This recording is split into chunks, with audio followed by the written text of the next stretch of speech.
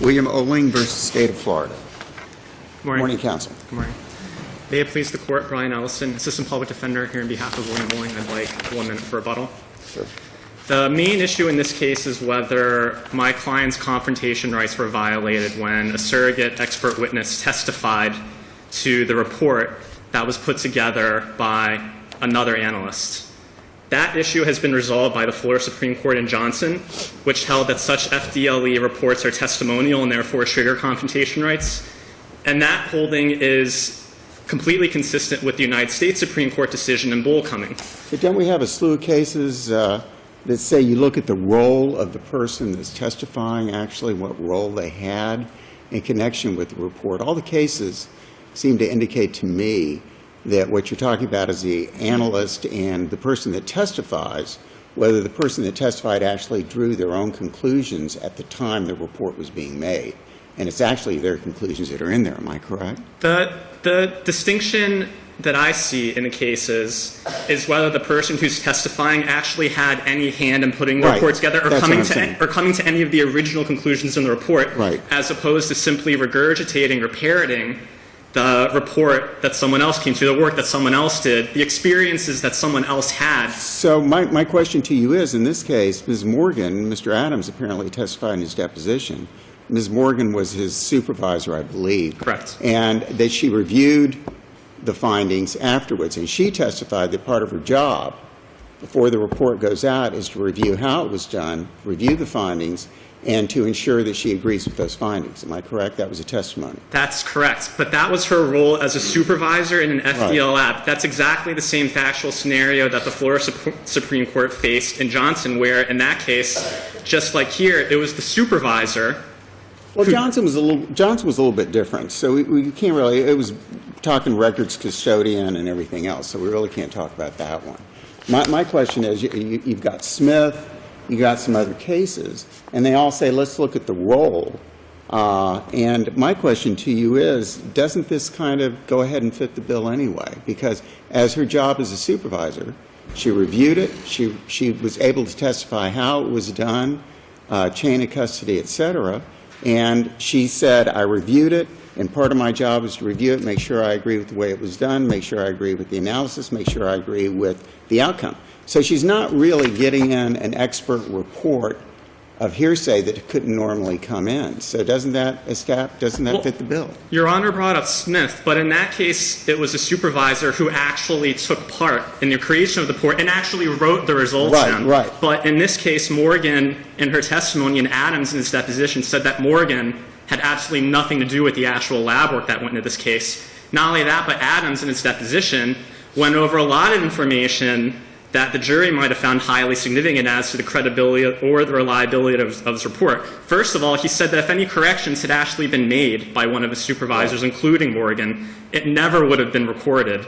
Second of all, he actually had a mishap when the report was actually created, something that never even happened to him before in his limited experience, and he actually had to make handwritten corrections on the report.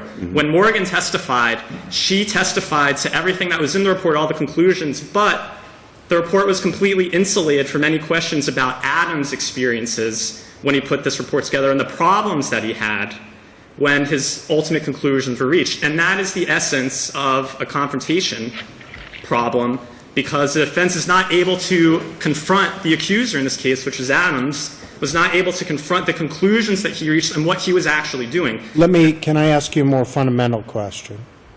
Can you show me where in the record the defense preserved the Confrontation Clause objection? It was at the beginning of Morgan's testimony, I believe, where the defense tried to ask her what she was paid or what her contract was with FDLE to do this work. And the state objected that she doesn't have a foundation to answer for what Adams was paid or what he did. And then the defense at that point said, well, this is a confrontation problem because I need to be able to know that information about the person who actually put this report together. And at that point, the trial judge said, no, you can't ask that because this witness doesn't have personal knowledge. This was after the jury had been sworn and the trial had begun? Yes, Your Honor, but there was even an objection earlier in the Richardson hearing. But that was a hearsay objection. And you've got a Del Hall problem. which I know nobody's briefed and nobody's talked about, but I've got a preservation issue that I need you to discuss. Because in Del Hall, which is a Florida Supreme Court case in 2012, and it's at 95 Southern 3rd, 134, there was a hearsay objection, a general hearsay objection, the same one that had been made at the Richardson hearing in this case. Except that here, the defense actually used the word, this is a confrontation. Not problem. at Richardson. Not at the Richardson hearing. Well, how does a judge solve a confrontation clause problem after jeopardy is attached and the trial has begun, the witness is testifying, and now suddenly you've got a confrontation issue? Pre-trial, the judge could say, well, look, you know what, you're right, you've got a Bull Cumming issue. I'm going to grant the continuance so that you can perpetuate the testimony of the witness who's overseas fighting in Iraq and introduce it. How is it properly preserved in the middle of the trial while the witness is on the stand? The witness was allowed to testify to certain things about the report and about her laboratory. How do you preserve the confrontation clause objection after the witness has already begun to testify and jeopardy's already attached and the judge now has no ability to cure any error? It seems to me if the objection's properly preserved, it's got to be preserved at the Richardson hearing, when the defendant is claiming surprise and claiming prejudice. If there's a confrontation clause objection, it has to be raised then so the judge has an ability to frame an appropriate remedy. But even at the Richardson hearing, the defense counsel did make the argument that experts are not interchangeable, that you can't substitute one for the other, that's not the same, and that their entire defense strategy was compromised because they weren't prepared to confront the particular witnesses that the state was going to produce. Well, they and didn't that have argument their was made. strategy, if you want to call it that, is that they knew that the chemist had been deployed and the state wouldn't be able to prove its case because it needed to bring that chemist in to testify. I don't know if that's so much a strategy as a hope. Well, they didn't articulate the specific questions that they were going to ask Adams, but if you reread the deposition, it's 60 pages of information that surely the defense counsel would have asked Adams if he had been on the stand, which they couldn't ask Morgan because she had no personal knowledge of anything that was in the deposition. I'm not suggesting there isn't a confrontation clause problem here. I'm suggesting that I don't think it was properly or timely preserved. I understand that, Your Honor, but I'm simply saying that by virtue of the defense saying that these witnesses are not interchangeable, we're not prepared to question this witness. We want the other witness. The state says... You think that's sufficient to preserve a Sixth Amendment confrontation clause? I think the trial judge is aware of the potential problems in allowing this one expert to testify as a substitute for another when the trial judge knows and the defense is complaining that we never deposed this person, we're not prepared to question her, we don't know that much about her, this is a late notice. And again, we have 60 pages... I'm sorry. Does confrontation clause apply to probation violation hearings? I don't believe it does. Right. So you can't challenge at least the probation violation on this aspect.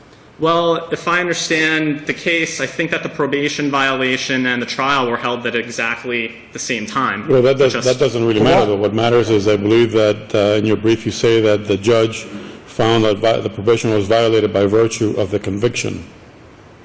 Is that correct? I understand. But I think as to the probation violation that the other issues that I raised in my brief would at least get him a reversal on those charges, and he should get a new probation violation hearing if his probation or if his confrontation rights were violated. But if the confrontation clause doesn't apply to violations of probation and hearsay is admissible in a probation violation hearing as long as there is non-hearsay evidence to support it, then why would he get a new probation violation hearing? I don't understand. I don't either. Maybe you can explain it to both of us. Well, the issue wasn't briefed. I'm not prepared to argue, and I hesitate to make an argument without having researched it and gone back through the record. So let's talk about the severance. The judge refused to grant a severance of the possession of the firearm by a convicted felon, right? He refused to grant the severance. So it was tried together but not bifurcated. Not bifurcated. And the defendant was forced to stipulate at that point that he had felony convictions, and the jury was told that right before they deliberated. And as the prejudice, which has been acknowledged by several courts in Florida. And in fact, the whole reason why a defendant would stipulate to the existence of a prior conviction is so the jury wouldn't be told about it. about the essence of the actual convictions. That's the only reason he stipulated. Otherwise, the state... About the nature of the prior? Yes. And the jury was told about the nature of the prior in this case? The jury was told that he was guilty of previous felony convictions, but they didn't know the actual charges because the defense was forced to stipulate to those charges. And the defense only moves to sever at that point in response to the state's admitted discovery violation, which happened on the day of the trial and then 3 days before the trial, several discovery violations. So the remedy, assuming we were to find that the trial court abused its discretion in not severing the two charges, the remedy would be a new trial on the drug charge, right? Not a new trial on the possession of a firearm by convicted felon.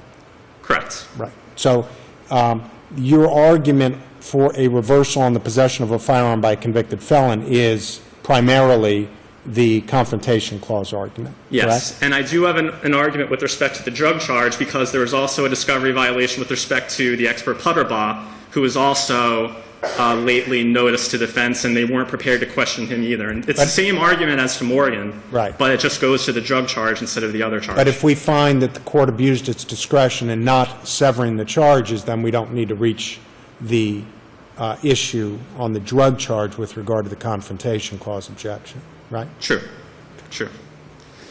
Unless this court has any further questions, I'll save my time for rebuttal. Thank you. Thank you, counsel. Good morning, Your Honors. May it please the Court, Natalia Costeo on behalf of the state. Since we did not brief the issue of the preservation, if this Court would like additional briefing on that subject, at least the state would respectfully request that we'd be allowed to further look into that issue. But there's at least one indication that during the Richardson hearing that defense counsel said that she did have some idea as to what Morgan was going to testify. Because the prosecutor told her. Right? I'm sorry? Because the prosecutor told her. Because the prosecutor Told her. told her. Gave her a heads up what Told her Morgan what was going to say. I think that the prosecutor, she was listed as an aid witness and a DNA expert. So I suppose that. And there yes, are also about 100 pages of reports that were supplied, am I correct? That's correct. So they did have an idea of what she was going to say. But as to the severance issue, the state's position is it's an abuse of discretion, but because this court in Maycock has held that when there is actually a stipulation where the jury is not aware of the conviction, granted that the better course of practice is to bifurcate or sever the counts originally at the very beginning, but the defendant has waived the issue for appeal. Wait, say that again? Yeah. The Maycock court, this court, it's a 1989 case, I believe, it's State versus Maycock that is cited in the last pages of the state's brief, states that, and I believe that Vasquez out of the Florida Supreme Court also cites to Maycock that the issue is waived on appeal if there is a stipulation that he is a convicted felon, as opposed to in Tucker, which I believe that appellant cited. In Tucker, defense counsel refused to stipulate to any of the priors and asked that the state prove the priors. Therefore, the jury was informed of the actual felonies that he was convicted of. My understanding of the case is that because it wasn't as prejudicial, and this court has said before that the issue is waived on appeal, that shouldn't be an issue. But in any case, as Your Honor correctly pointed out, it should go back, if anything goes back, that the possession of a firearm by a convicted felon should remain, and only the possession of a controlled substance should be reversed. As to the Confrontation Clause, the state's position is that this case is analogous to Smith, as Your Honor pointed out, and to Illinois, or Williams versus Illinois. And even though that was a divided court, it was a plurality opinion, but for the reasons that all the five judges came to the conclusion, there were several reasons. First is that you're talking about an expert. We have an expert here that is basing her opinions, and she said at page 411 of the transcript that she looked at this report from Brian Adams and analyzed the data and his conclusions and everything that he did as if she were going to write the report. And therefore, the questions that were asked of her were, even though they may have been hearsay, they formed the basis of her conclusion, and experts are allowed to do that. Isn't that a little bit different, though, when it's an expert who's relying on reports and books and documents to form their own opinion versus a case here where she's really almost, the argument is she's just mimicking what's in the report. So you're getting the report in, even though the report wasn't introduced into evidence, you're getting the report into evidence. Well, I would like to make just a brief notation about that. The United States Supreme Court thought that it was important that the report was not introduced. And I'd like to point that out, that it wasn't introduced. Appellant says that it was read into the record, but if you carefully read pages 399 to 405,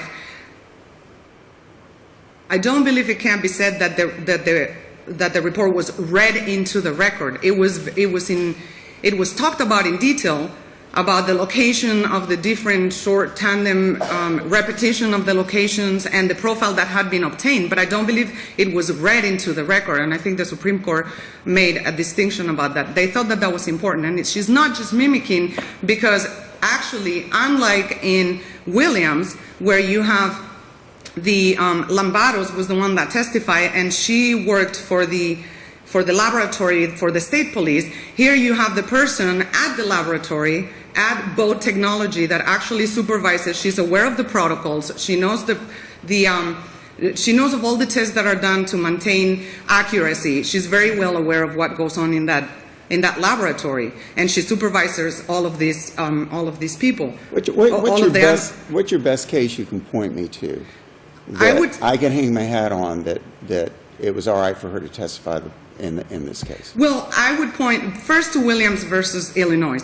And appellant has cited a Maryland case where the Supreme Court said that the DNA should not have been admitted through a surrogate expert. Right. But the United States Supreme Court has now vacated that case and has remanded it to the Maryland Supreme Court for the Supreme Court to review in light of Williams versus Illinois. So the precedential value of Maryland versus Dare is questionable. I would say Williams versus Illinois out of the United States Supreme Court. I would say Smith out of the Florida Supreme Court, which relied on Johnson and Belvin. And Johnson and Belvin, they're still good cases, and they're viable because they actually mirror Bullcoming and Melendez-Diaz. They have to do with certificates of analysis trying to be introduced just in lieu of testimony. But here you have a person that was cross-examined. You have an expert that was cross-examined about her conclusions, her findings, and how she conducted the analysis. She also conducted the administrative and the technical review of this DNA report. But is there enough of a distinction, like in Smith and the other cases? In Smith, her testimony was that she draws all the interpretations and conclusions on their work. She says they write the results of the test, but then it's up to her, or him, whoever it was, to interpret as to the blood and as to the item of evidence. So really, she's the one making the interpretation originally of the report. So when she came in to testify, it was her opinion. I mean, is there enough of a distinction here, or are we saying basically the same thing because she had to review it and say whether it was right or wrong from the outset? Do you understand where I'm coming from? Yeah, there's a distinction in the sense that, yeah, in Smith, the supervisor actually did the matching of the two profiles, I believe. But that doesn't mean that Natalie Morgan did not reach the same conclusion had Brian Adams not been able to do the matching. I mean, what I'm trying to say is that there is a distinction, but in essence, Natalie Morgan did the same that the supervisor of the FBI laboratory did in Smith. And what's more is that Natalie Morgan went through all the data, so it would be akin to reviewing this profile with this profile and then do the matchup. But she didn't retest the firearm or the DNA taken from the firearm. She did not, because I believe that it had been consumed, and that's. Where's the record evidence that it had been consumed? I believe that was in the deposition, in reading. It was not on the brief, but I believe that it might have been that the DNA all of the DNA might have been consumed. She did not retest it. Her testimony, she did not retest anything. No, that is correct. I would like to also analogize this case to where you have the testimony of a medical examiner. And you bring in a medical examiner many, many times. A substitute medical examiner has to testify for many reasons. People leave, people That's die, right. That's experts right. die. And I think there's a policy reason behind allowing this type of evidence, not for the truth of the matter, even though the dissent in Williams believes it was for the truth of the matter. And also because if you think about this type of evidence, it also exculpates, exonerates, not this defendant, but it exonerates. So you're suggesting that there should be an expert witness exception to the Confrontation Clause requirement of Bullcoming or Crawford? No, that's not what I'm saying at all, because I don't think that that's what the Williams court, that's what the, I think the state's going to have an awfully difficult time complying with Bullcoming and Crawford when it comes to medical examiners, for example, who you're right, come in on a temporary basis and leave to another place to finish their schooling, and the same with lab analysts. But there have been cases where it's been found that a substitute medical examiner in Cape Heart, and there are a few cases that I know that Post-Bullcoming? Yes, post-Bullcoming, I know that the issue has been presented in this court in certain cases. However, those decisions have been PCA'd, so there's no way of knowing that that was the issue presented. It's not information, but this court can take judicial notice of its own files. But the issue has been presented where the medical examiner substitute has been able to reach conclusions based entirely on somebody else's autopsy report and somebody else's conclusions about the manner of death, the cause of death. And so if that's done based on an expert opinion, Natalie Morgan was qualified as an expert opinion and tender, and there was no objection to her as an expert to her testimony. So I think that the state's best case is Williams. Smith has not been overruled. I don't think that Smith is not good law. And unless there are any other questions, I will rest on the brief as to the issue of the discovery violation, and unless the court has any other questions, the state respectfully requests that you affirm the conviction. Thank you very much, Counsel. Thank you. Counsel. I just want to address 2 brief points. The first is preservation, and the second is Illinois versus Williams, which is distinguishable and which did not overturn Bullcoming and which is not applicable to this case. As to preservation, on supplemental record 12, this is why I thought it was preserved. Defense counsel says, simply what it is subbing one person in for another. I don't understand how that could be accomplished because I don't have any reports telling me that Morgan reviewed the file, confirmed the results, anything that would confirm what had previously been done in the case, so I don't see how this person could possibly be used as a witness to give any kind of opinion in this case. It would be hearsay, at least from what I have in my possession, so I would be objecting to this person coming in and testifying. I heard hearsay. I didn't hear Confrontation Clause. I didn't hear Sixth Amendment. I didn't hear anything. Well, there's not a magic words requirement to preservation, as Your Honor knows. What reasonably places the court on notice that it's got a Confrontation Clause issue here? Well, confrontation is rooted in hearsay. The whole point is that you can't bring in out-of-court statements for the truth of the matter asserted, which is Actually, Confrontation Clause is not rooted in hearsay, because otherwise Roberts would still be good law, and we know in Crawford that Roberts is no longer good law. Well, Roberts was abandoned because of the indicia of reliability test, which is not the case. But one of the distinctions that the High Court made in Williams was that the testimony of the expert in that case was okay because it wasn't offered for the truth of the matter asserted, which is a hearsay concept. And what defense counsel is talking about right here, she's basically saying you can't substitute Morgan in for another because everything that I need to ask Adams about, I can't ask her about. She's not qualified, and that's the essence of a Confrontation Clause issue. As to Williams, that case has nothing to do with this case because it is, number one, it's distinguishable. Number two, there's no majority ruling. It's a plurality decision by Justice Alito. You only had 4 judges agreeing with that. 5 didn't agree with the reasoning of that case. And when that happens, when there's no majority rule under Marks, a United States Supreme Court case, you have to read that case as narrowly as possible, read it on the facts. In that case, one of the biggest distinctions was This is not testimonial. Confrontation was not triggered because when this report was created, it didn't implicate a specific defendant.